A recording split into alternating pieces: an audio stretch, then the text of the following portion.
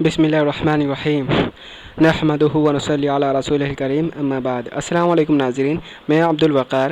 آج ہم شروع کریں گے دوسرا چیپٹر رسم و بدعات کا بیان فرام تسہیل بہشتی زیور، اور آج ہمارے یہ پہلا سیشن ہے دوسرے چیپٹر کا۔ پہلے سیشن میں ہم بات کریں گے بدعات کی لغوی تعریف، بدعات کی شرعی تعریف، اور شرکیہ بدعات کے بارے میں بات کریں گے۔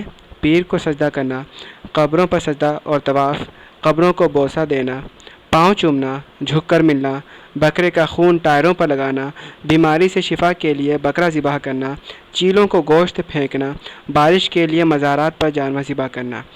چلیے شروع کرتے ہیں۔ چونکہ آپ جانتے ہیں کہ پرانے زمانے میں یعنی کہ حضرت مولانا اشرف علی تھانوی صاحب رحمۃ اللہ علیہ کے زمانے میں اور آج کے زمانے میں جو رسم و بدعات ہیں کافی مختلف ہو گئی ہیں، تو اس کے لیے تھوڑا سا وضاحت کیا جا رہا ہے یہاں پر۔ کتاب الرسوم اور بدعات کے مسائل حضرات اکابر اور معاصر مفتیان کرام کے اردو فتاوی سے ماخوذ ہیں۔ بہشتی زیور میں مذکورہ رسوم کی نوعیت کی تبدیلی اور بعض رسوم کے ہمارے معاشرے میں نہ ہونے یا کم ہونے کی وجہ سے اور بعض نئی رسوم کے اضافے کی وجہ سے مناسب یہ سمجھا گیا کہ نئی رواج پا جانے والی رسوم کے احکام جدید فتاوی سے لیے جائیں۔ بدعت کی لغوی تعریف۔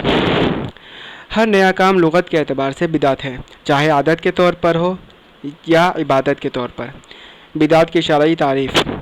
حدیث شریف میں ہے، جس شخص نے ہمارے اس دین میں ایسی چیز ایجاد کی جو اس میں نہیں ہے وہ مردود ہے۔ جس شخص نے ہمارے اس دین میں ایسی چیز ایجاد کی جو اس میں نہیں ہے تو وہ مردود ہے۔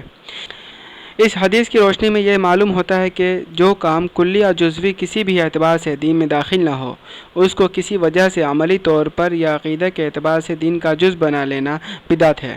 بالفاظ دیگر یہ کہہ سکتے ہیں کہ دین میں کسی بھی ایسے کام کی کمی یا زیادتی کرنا جس کا ثبوت نبی کریم صلی اللہ علیہ وسلم، حضرات صحابہ کرام رضی اللہ تعالی عنہم اور تابعین و تبع تابعین رحمہم اللہ تعالی میں سے کسی سے نہ ہو، بالخصوص نبی کریم صلی اللہ علیہ وسلم سے اس کی اجازت قولاً، فعلاً، صراحتاً، اشارتاً کسی طور پر بھی منقول نہ ہو، وہ بدعت ہے۔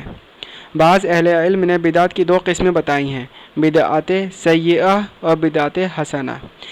ان حضرات رحمہم اللہ تعالی نے پہلے بدعت کے لغوی معنی کو پیش نظر رکھ کر ہر نئے کام کو مطلقاً بدعت قرار دیا، پھر غور کے بعد جس کام کو کلی یا جزوی طور پر دین میں داخل پایا، یعنی یہ معلوم ہوا کہ اس کی اصل کلی یا جزوی طور پر مذکورہ بالا تین زمانوں میں سے کسی زمانے میں ملتی ہے، تو اس کو بدعت حسنہ قرار دیا، اور جس کا کوئی ثبوت نہیں ملتا اس کو بدعت سیئہ قرار دیا۔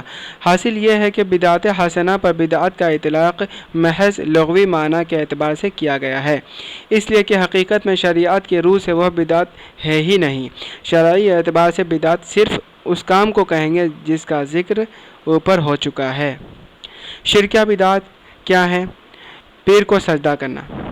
پیر کو سجدہ کرنا، اسی طرح اللہ تعالیٰ کے سوا کسی بھی ولی اور بزرگ کو سجدہ کرنا جائز نہیں بلکہ ممنوع اور حرام ہے۔ سجدہ کرنے والا اور اس کی اجازت دینے والا دونوں سخت ترین گنہگار ہیں۔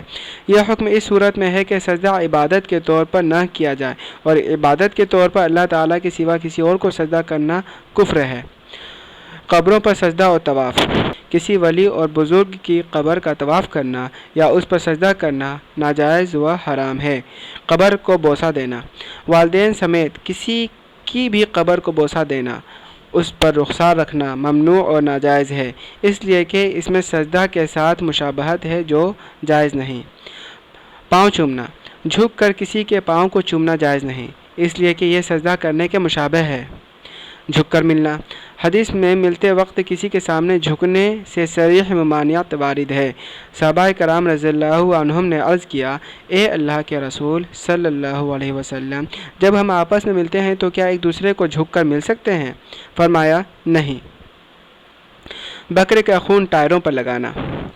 آفات و بلیات اور بیماریوں سے حفاظت کے لیے مساکین پر صدقہ کرنا اچھی بات ہے۔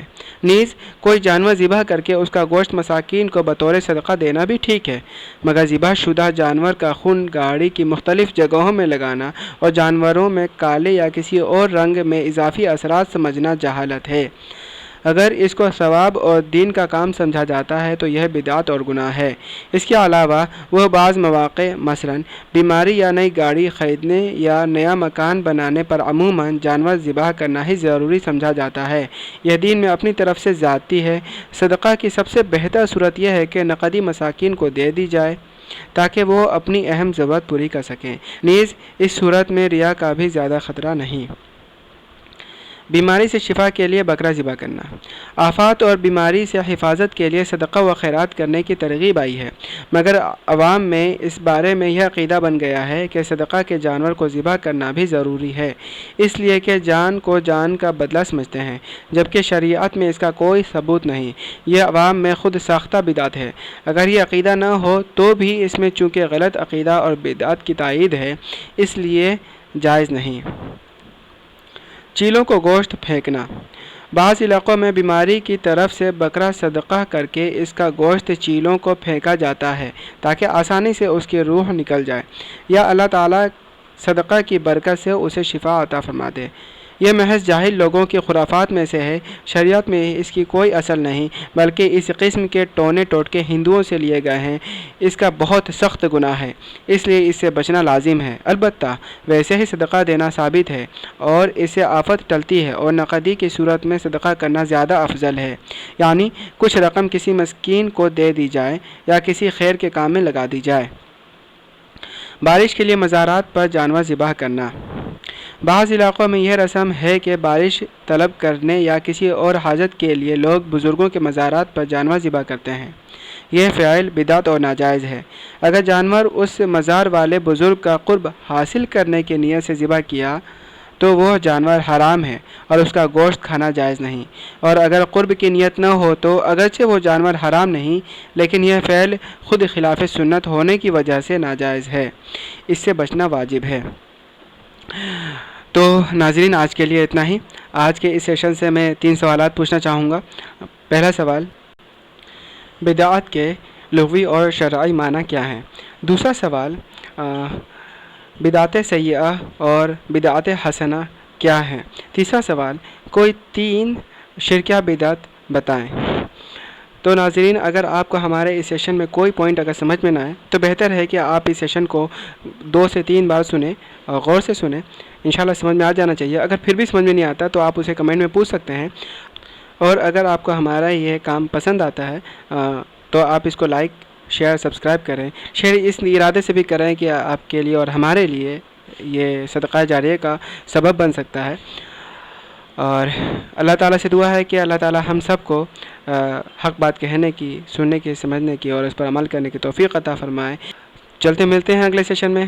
السلام علیکم، وآخر دعوانا ان الحمدللہ رب العالمین۔